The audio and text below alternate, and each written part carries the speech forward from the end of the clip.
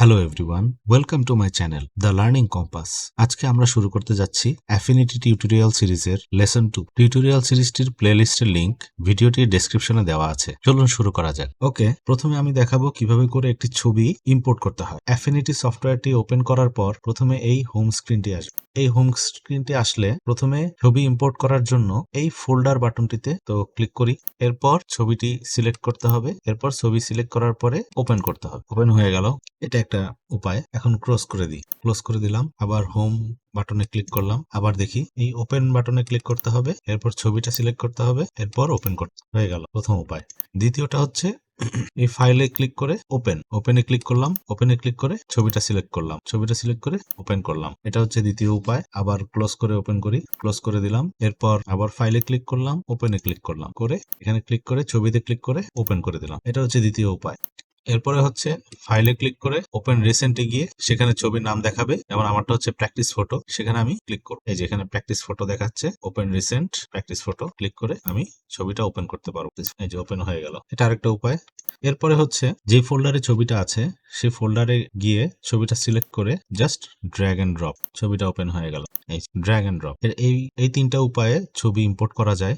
এখন দেখবো নতুন ডকুমেন্ট কিভাবে তৈরি করতে হয়। নতুন ডকুমেন্ট তৈরি করার জন্য এই প্লাস বাটন বা নিউ বাটনে এখানে ক্লিক করব। ক্লিক করলাম। ক্লিক করার পরে এই ডকুমেন্ট অপশনগুলো ওপেন হয়েছে। এখান থেকে পছন্দ মতো ডকুমেন্ট সাইজ সিলেক্ট করা যাবে। যেমন আমি এখন সিলেক্ট করছি এই ফুল এইচডি এই ফরম্যাটটা। সিলেক্ট করার পরে এখান থেকে দেখে নিই এর অপশনস গুলো। DPI 72, 1920x1080 pixel size, actual size, zoom, default, colour format RGB 8। এটাকে এখান থেকে চেঞ্জ করা যাবে। কালার প্রোফাইল, বাকি অপশনগুলো সব ঠিক আছে। এরপর এখানে এসে এই ক্রিয়েট বাটনে ক্লিক করলাম। ক্রিয়েট বাটনে ক্লিক করার পরে এই ডকুমেন্টটা ওপেন হয়ে গেল। এখন দেখবো এই ডকুমেন্টের ভিতরে ইমেজ কিভাবে প্লেস করতে হয়। তার জন্য উপরের এই ফাইল মেনুতে ক্লিক করে সেখান থেকে প্লেসে ক্লিক করলাম। প্লেসে ক্লিক করে এই ছবিটা সিলেক্ট করলাম। ছবিটা সিলেক্ট করে ওপেন করলাম। ওপেন করার পরে এরকম একটা আইকন আসছে। এবার আমি যে কোনো একটা অংশে এভাবে ড্র্যাগ করে ছবিটাকে প্লেস করে দিলাম। প্লেস করে ছবিটাকে বড় করার চেষ্টা করলাম। এ হচ্ছে অ্যাকচুয়াল সাইজ। ছবিটা প্লেস হয়ে গেল। আবার দেখাই। প্রথমে ছবিটাকে ডিলিট করে দিই। ছবিটা সিলেক্ট করে ডিলিট বাটনে প্রেস করলাম। ছবিটা চলে গেল। ফাইলে যাব। ফাইল মেনুতে ক্লিক করে এরপর এখান থেকে সিলেক্ট করব হচ্ছে প্লেস। Ctrl+Shift+M প্লেস বাটনে চাপ দিয়ে সেখান থেকে ছবিটা সিলেক্ট করে ওপেন। এরপরে একটা আইকন আসছে। এবার জাস্ট ছবির ভিতরে জাস্ট ড্র্যাগ করে ছেড়ে দিলাম। ব্যাস, ছবিটা প্লেস হয়ে গেল। যে জায়গায় প্লেস করতে চাই সেই জায়গাটাতে প্লেস করে, যেমন আমি এই কোণা থেকে এই কোণা পর্যন্ত টেনে ড্র্যাগ করলাম, ছবিটা প্লেস হয়ে গেল। এই একটা অপশন। তো ছবিটাকে আবার সিলেক্ট করে ডিলিট করে দিই। দ্বিতীয় অপশনটা হচ্ছে ফোল্ডার ওপেন করে ফোল্ডার থেকে ছবিটা সিলেক্ট করে just drag and drop. Control ধরে রেখে ব্যাক স্পেসে গেলে দেখলাম যে ছবিটার সাইজ কিন্তু অ্যাকচুয়ালি অনেক বড়। হ্যাঁ, ছবিটা এখন আমাদেরকে ড্র্যাগ করে ছোট করে বসাতে হবে। এই একটা সমস্যা। এই একটা উপায়টা আবার দেখি। এটা হচ্ছে ছবিটা ধরে ডিলিট করে দিলাম। ফোল্ডারটা ওপেন করলাম। ফোল্ডারটা ওপেন করে ছবিটা সিলেক্ট করে ড্র্যাগ এন্ড ড্রপ এভাবে করে তারপরে হচ্ছে কন্ট্রোল বাটনে চাপ দিয়ে ধরে স্ক্রল হুইল দিয়ে ব্যাকের দিকে গেলাম। এরপর ছবিটাকে ধরে এভাবে ছোট করব। ছোট করে যেখানে প্লেস করা প্রয়োজন সেখানে প্লেস করে দিই। গেল। তো এই ছিল ছবি ইম্পোর্ট করার প্রক্রিয়া। এখন আমরা অ্যাফিনিটির ইউজার ইন্টারফেস সম্পর্কে জানবো। ইউজার ইন্টারফেসের উপরের এই অংশকে বলে মেনু বার। এই যে এই অংশটাকে বলা হয় মেনু বার। এটা হচ্ছে মেনু বার। ঠিক আছে, এটা হলো মেনু বার। মেনু বারের মধ্যে আছে file, edit, document, text, vector, pixel, layer, view, window, help. আর উপরের কোণায় আছে হলো মিনিমাইজ, ক্লোজ বাটন। নিচের এই অংশটাকে বলে স্ট্যাটাস বার। স্ট্যাটাস বার টুল হিন্টস এবং কিবোর্ড মডিফায়ার্স দেখায়। এই স্ট্যাটাস বার থেকে আমরা দেখতে পারবো টুল হিন্টস আর কিবোর্ড মডিফায়ার্স। এটাকে বলে স্ট্যাটাস বার। এটাকে বলে স্ট্যাটাস বার। উপরে হচ্ছে মেনু বার, নিচে হলো স্ট্যাটাস বার। এই অংশটাকে বলে টুল বার। এই অংশটাকে কি বলে? টুল বার। টুল বার অপশনস এর মধ্যে প্রথমে হচ্ছে এই হোম বাটন। হোম বাটনে প্রেস করলে এই হোম স্ক্রিনটা আসে। টুলবারের এই অপশনটাকে বলে স্টুডিও। এখানে এখন দুটা স্টুডিও দেখাচ্ছে, পিক্সেল আর ভেক্টর। এর পাশে স্টুডিও ম্যানেজারের জন্য একটা 3 ডট বাটন আছে। এটাতে যদি ক্লিক করি তাহলে আমরা দেখতে পাচ্ছি আরো অনেকগুলো স্টুডিও। আমরা চাইলে প্রতিটা অন করে দিতে পারি। এভাবে করে প্রতিটা অন করে দিচ্ছি। এখন দেখেন উপরে অনেকগুলো স্টুডিও চলে আসছে। শুধুমাত্র পিক্সেল স্টুডিও আর ভেক্টর স্টুডিও না, পাশাপাশি layout, slice, Canva AI, retouching, colour grading, typography, compositing, অনেকগুলো স্টুডিও ওপেন হয়ে গেল। কিন্তু এতগুলোর প্রয়োজন নাই, আমরা এই জন্য এগুলো সব অফ করে দিচ্ছি। শুধুমাত্র ভেক্টর আর পিক্সেল এই দুটো রাখবো। এগুলো আবার অর্ডার চেঞ্জ করা যায়। যেমন আমি চাইলে ভেক্টর স্টুডিওটা পিক্সেল স্টুডিওর উপরে উঠাই দিতে পারি। এই যে এখন ভেক্টর স্টুডিওটা প্রথমে, এরপরে পিক্সেল স্টুডিও। আবার আমি ভেক্টর স্টুডিওটা পিক্সেল স্টুডিওর নিচে নামিয়ে দিলাম। এখন পিক্সেল স্টুডিও প্রথমে, পরে ভেক্টর স্টুডিও। আবার এখানে চাইলে স্টুডিও ক্রিয়েট করা যায়। যেমন আমি যদি ক্রিয়েট স্টুডিও বাটনে ক্লিক করি, তাহলে আরো একটা অপশন চলে আসছে। এখানে এখন আমি একটা স্টুডিও আমার নিজের জন্য একটা স্টুডিও তৈরি করতে পারবো এখানে। সেটা এই স্টুডিওটা ক্লোন করা হবে হচ্ছে ভেক্টর থেকে। আমি চাইলে ভেক্টর থেকে না নিয়ে পিক্সেল অথবা লেআউট অথবা স্লাইস যে কোনো একটা সিলেক্ট করতে পারি। এর কালার ঠিক করা যাবে, কি কালার হবে, ছবি ইম্পোর্ট করা যাবে, আইকন সিলেক্ট করা যাবে, এরপর ব্যাকগ্রাউন্ডের কালার চেঞ্জ করা যাবে, ডেসক্রিপশন লেখা যাবে। এগুলো সব সিলেক্ট করে আমি আমার প্রয়োজন মতো একটা স্টুডিও তৈরি করে নিতে পারবো। নিজস্ব স্টুডিও তৈরি করার কিছু সুবিধা আছে, সেটা হলো ভেক্টর, পিক্সেল এবং অন্যান্য লেআউটের সব টুলগুলো নিয়ে আমি নিজস্ব একটা স্টুডিও তৈরি করব, যেটা আমার নিজস্ব ওয়ার্কফ্লো অনুযায়ী আমি সাজিয়ে নিতে পারবো। এটা হচ্ছে সুবিধা। এ বিষয়ে পরে বিস্তারিত আলোচনা করব। এখন ক্যান্সেল করে দিচ্ছি। এরপরে এই টুলবারে একটা অপশন দেওয়া আছে, সেটা হচ্ছে ভেক্টর ভিউ মোড। এটা একটা মোড, ভেক্টর ভিউ মোড। এই যে এটা হচ্ছে vector view mode. Vector view mode পরের এটা হচ্ছে পিক্সেল ভিউ মোড। এটা ভেক্টর, এটা পিক্সেল। এখন ভেক্টর ভিউ মোড, এখন পিক্সেল ভিউ মোড। টুলবারের এই অংশটাকে বলে অপারেশনস অ্যান্ড ডিজাইন এইডস। কি বলে? Operations and design AIDS. এই অংশটাকে বলে অপারেশনস অ্যান্ড ডিজাইন এইডস। এই অংশটা চেঞ্জ হয় যদি আমি পিক্সেলে যাই, অপশনটা একরকম, ভেক্টরে গেলে এই অপশনটা একরকম।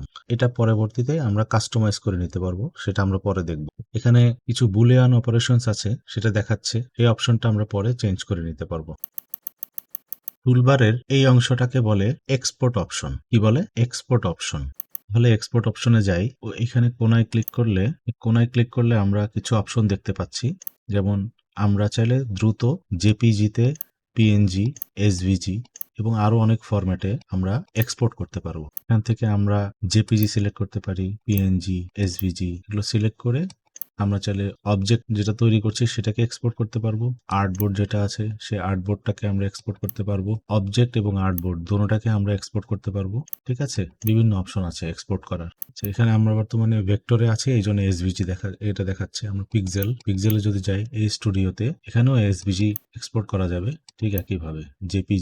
জেপিজিতে গ্রিন আসতেছে, আর আমরা যদি ভেক্টরে থাকি তাহলে জেপিজি সবসময় green, PNG green, SVG yellow. না, গ্রিন, ব্লু, ইয়েলো। জেপিজি হচ্ছে green, PNG blue, SVG yellow. বিভিন্ন ফরম্যাটে আমরা এক্সপোর্ট করতে পারবো। এখানে অ্যাডভান্সডে গেলে এক্সপোর্ট করার আরো অনেক অপশন দেখাচ্ছে। যেমন ইপিএস ফরম্যাটে এক্সপোর্ট করতে পারবো, পিডিএফ, পিএসডি ফরম্যাটে ফটোশপের জন্য, ইএক্সআর, এইচডিআর, টিজিএ, ইপাব। এগুলো লেআউটে কাজ করলে, অর্থাৎ ম্যাগাজিন, ব্রোশিওর তৈরি করলে বা পিডিএফ তৈরি করলে এই ইপাব। তারপরে হচ্ছে ডিডাব্লিউজি, এটা ক্যাড ফাইল, ডিএক্সএফ, এটাও ক্যাট ফাইল। এরকম ওয়েবপি, এটা ছবির একটা ফরম্যাট ওয়েবসাইটের জন্য অথবা ইন্টারনেটের জন্য। এরকম ক্যানভা ডিজাইন, অনেকগুলো ফরম্যাট আছে। টিআইএফএফ আছে, জিআইএফ আছে, অনেক ফরম্যাটে এক্সপোর্ট করা যাবে। পাশাপাশি এখানে এসভিজির জন্য হোল ডকুমেন্ট, তারপরে হচ্ছে অ্যাডভান্স বিভিন্ন ফিচার দেওয়া আছে। কত ডিপিআই তে আমরা এক্সপোর্ট করতে চাচ্ছি, সব অপশন এখানে দেখে, কোয়ালিটি, এরকম আরো অনেকগুলো অপশন আছে। এই অপশনগুলো দেখে সিলেক্ট করে তারপর আমরা এক্সপোর্ট করতে পারবো। তো এই ছিল টুলবার। উপরেরটা হচ্ছে টুলবার, আর এটা হচ্ছে টুলস প্যানেল। টুলবার, টুলস প্যানেলে যে টুলস গুলো থাকে সেগুলো এই পিক্সেল, ভেক্টর বিভিন্ন স্টুডিও অনুযায়ী চেঞ্জ হয়। যেমন আমি যদি পিক্সেলে ক্লিক করি, এই পিক্সেল স্টুডিওতে টুলস একরকম, আবার ভেক্টর স্টুডিওতে টুলস আরেক রকম। ঠিক আছে, আরো কিছু স্টুডিও অন করি দেখার জন্য। লেআউট অন করলাম, লেআউটে গেলে দেখলাম এখানের টুলস গুলো আবার আরেক রকম। এই জন্যই আমরা যে টুলস গুলো আমার প্রয়োজন সেই টুলস গুলো নিয়ে আমি এরকম আমার ক্রিয়েটিভ স্টুডিও তৈরি করে নেব। আপনিও তৈরি করে নেবেন। এটা অনেকদিন ব্যবহারের পরে আপনি বুঝতে পারবেন যে কোন টুলস গুলো আপনার প্রয়োজন হয়। সেই টুলস গুলো নিয়ে আপনি একটা টুলবার, আপনার নিজস্ব একটা স্টুডিও তৈরি করে নেবেন। তখন আপনার কাজ করতে সুবিধা হবে।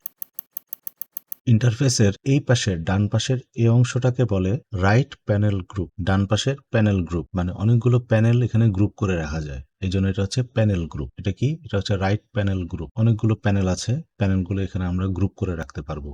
যেমন আমি এখানে দেখতে পাচ্ছি, আপনি দেখতে পাচ্ছেন হিস্টোগ্রাম একটা প্যানেল আছে, আবার নিচে হিস্টোরি একটা প্যানেল আছে, ট্রান্সফর্ম একটা প্যানেল আছে, এখানে ব্রাশেস প্যানেল আছে। বিভিন্ন প্যানেল এখানে গ্রুপ করে রাখা যায়। এই যে ব্রাশেস প্যানেলটাকে ধরে আমি এখানে গিয়ে চ্যানেলের পাশে ব্রাশেসটা রেখে দিলাম, আবার হিস্টোগ্রামটা ধরে আমি নিচে রেখে দিলাম, হিস্টোরিটা ধরে আমি নিচে রেখে দিলাম, হিস্টোগ্রামটা আবার বের করে নিয়ে এসে আমি কালারের পাশে রেখে দিলাম, ট্রান্সফর্মটা ধরে নিয়ে এসে এই প্রথমে রেখে দিলাম, নেভিগেটরটা আবার ধরে আমি নিয়ে আসলাম। মানে আমি চাইলে এই টুলস প্যানেল গ্রুপের মধ্যে প্যানেলগুলোকে অ্যারেঞ্জ করতে পারি। কালারটাকে পাশে নিয়ে আসলাম, আবার কালারটাকে পাশে নিয়ে আসলাম, লেয়ারকে আমি এই পাশে নিয়ে গেলাম, আবার এই পাশে নিয়ে আসলাম। এভাবে করে গ্রুপটাকে সাজানো যাবে। আবার উপরের কোণায় এখানে ক্লিক করলে, এই উপরের যে কোণায়, এই যে এই কোণায় ক্লিক করলে, এই কোণায় ক্লিক করলে অনেকগুলো অপশন আসে। সেখান থেকে ক্লোজ প্যানেল গ্রুপ, এটাতে ক্লিক করলে পুরো প্যানেল গ্রুপটাই ক্লোজ হয়ে যাবে। আর যদি এই প্যানেলসে ক্লিক করি তাহলে এরকম একটা উইন্ডো ওপেন হবে। এখান থেকে আমার প্রয়োজনীয় যে প্যানেলগুলো প্রয়োজন সেই প্যানেলগুলো আমি সিলেক্ট করে নিতে পারবো। এখানে সবগুলো প্যানেল এখানে দেওয়া আছে, অনেকগুলো panel, 32 bit preview, adjustment panel. Click করলে ওই অ্যাডজাস্টমেন্ট প্যানেলটা চলে আসছে। ঠিক আছে, এরকম করে প্যানেলগুলো এখান থেকে অ্যাসেটস, আস্ক, পরেরটা হচ্ছে অ্যাসেটস, এই যে এটা হচ্ছে অ্যাসেটস, এই যে অ্যাসেটস প্যানেলটা এপাশে চলে আসছে, এই যে অ্যাসেটস প্যানেল। ঠিক আছে, এরকম বিভিন্ন প্যানেল আমরা বিভিন্ন জায়গা থেকে নিতে পারবো। এরপরে পাশাপাশি এখান থেকে এখানে গিয়ে আমরা টুলস গুলো সিলেক্ট করতে পারবো। এখানে যে টুলস যে প্যানেলটা আছে, এখানে আমরা প্রয়োজনীয় টুলস গুলো এখানে বসিয়ে নিতে পারবো। আবার কোনো একটা টুলস আমরা চাইলে এখান থেকে বের করে দিতে পারবো। টুলবারের এই অপশনটা হচ্ছে উপরের, আমরা এইখানে দেওয়া আছে। আমরা চাইলে অ্যালাইনমেন্টের এই টুলটা নিয়ে এই উপরে এইভাবে করে দিয়ে দিতে পারবো। এই যে অ্যালাইনমেন্টটা এখানে চলে আসছে, এই যে উপরে এখানে এখন অ্যালাইনমেন্ট চলে আসছে। টুলবারে আমরা আমাদের যেগুলো প্রয়োজন সেগুলো আমরা এখন টুলবারে রেখে দিতে পারবো। তো এই ছিল তিনটা অপশন, টুলস, টুলবার, প্যানেল। এই তিনটা আমরা এখান থেকে সিলেক্ট করতে পারবো। এখানে কিভাবে যাব, ক্লোজ করি। এখানে যাওয়ার নিয়ম হচ্ছে উপরের এই কোণায় ক্লিক করবেন। এই কোণায় ক্লিক করে তারপর এই প্যানেলসে ক্লিক করতে হবে। এই প্যানেলস উপরে কোণায় ক্লিক করে প্যানেলসে ক্লিক করলে এটা আসবে। এটা মনে রাখতে হবে, দ্রুত অ্যাক্সেস করা যাবে। ইন্টারফেসের এই অংশটাকে বলে ডকুমেন্ট ভিউ, যেখানে অবজেক্টস, লেয়ার্স, আর্টবোর্ড এবং পেস্টবোর্ড, লেয়ার্স, অবজেক্টস সবকিছু এইখানে দেখায়। এটাকে বলা হয় ডকুমেন্ট ভিউ। কি বলে? Document view. ইন্টারফেসের এই অংশটাকে বলে কনটেক্সট টুলবার। কি বলে? Context toolbar. এটা হচ্ছে কনটেক্সট টুলবার। এই কনটেক্সট টুলবারটা চেঞ্জ হয় যখন আমরা এই টুলস গুলো সিলেক্ট করি। যেমন আমি এখন ক্রপ এটাকে সিলেক্ট করলাম, এই কনটেক্সট টুলবারটা চেঞ্জ হয়ে গেছে। আবার অবজেক্ট সিলেকশন এটাকে সিলেক্ট করলাম, কনটেক্সট টুলবার চেঞ্জ হয়ে গেছে। এরকম প্রতিটা টুলসের জন্য টুলসের কনটেক্সট টুলবার হচ্ছে এটা। টুল সিলেক্ট করলাম, কনটেক্সট টুলবার এখানে চলে আসলো। এখন এই কনটেক্সট টুলবারের উপরে আমরা ডাবল ক্লিক করব। ডাবল ক্লিক করলাম, ডাবল ক্লিক করার সাথে সাথে এটা ফ্লোটিং হয়ে গেল। এটা এখন চাইলে নিচে রেখে দিলাম, ফটোশপের মতো। হ্যাঁ, ফটোশপের নিচে কনটেক্সট টুলবার থাকে, এখানে ওটাও চেঞ্জ করা যায়। এই কনটেক্সট টুলবারটা ফ্লোটিং অবস্থায় রাখা যায়। এই যে এটা ফিক্সড ভাবে এখানে থাকবে। এই যে ব্লু স্ন্যাপ করতেছে, এই যে স্ন্যাপ করে। আবার চাইলে আর কোথাও স্ন্যাপ করতেছে না, এই যে এখানে স্ন্যাপ করে। উপরে একটা জায়গা আছে, এখানে স্ন্যাপ করে, আবার নিচে এখানে স্ন্যাপ করে। আর যদি আমি ডাবল ক্লিক করলে উপরে এটা ফিক্সড হয়ে যায়। এই হচ্ছে কনটেক্সট টুলবার। এটা সম্পর্কে আমরা বিস্তারিত জানবো। তাহলে একবার এখন রিক্যাপ করি। উপরের প্রথমটা হচ্ছে মেনু বার, এর পরেরটা হচ্ছে টুল বার, তার পরেরটা হচ্ছে কনটেক্সট টুলবার, এটা হচ্ছে টুলস অপশন, না সরি, এটা হচ্ছে টুলস প্যানেল, টুলস অপশন না, টুলস প্যানেল। এটা হচ্ছে রাইট প্যানেল গ্রুপ, আর নিচের এটা হচ্ছে স্ট্যাটাস বার। ওকে, ডান।